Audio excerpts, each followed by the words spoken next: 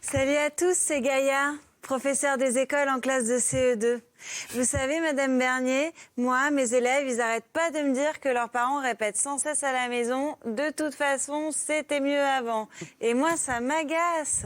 Du coup, je leur ai dit « Ok les enfants, on va faire une sortie scolaire ». Comme si on était dans les années 30 et on verra bien si c'était mieux avant. Alors déjà, j'ai pris que 12 élèves sur une classe de 30. Hein. Tant pis pour les autres. Ah bah oui, à l'époque, les classes étaient moins pleines. Hein.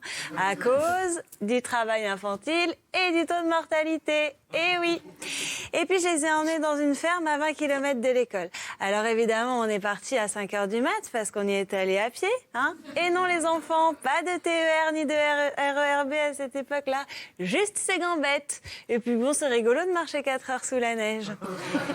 Et une fois arrivés, ils étaient ravis. On a passé une journée formidable. Ils étaient tellement contents de voir des animaux.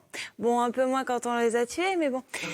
Et ils ont même donné un petit nom à une oie qu'ils ont trouvée trop mignonne. Ils lui ont donné à manger et puis le fermier les a rejoints et leur a dit « Oh là là, moi aussi je l'aime cette oie, les enfants.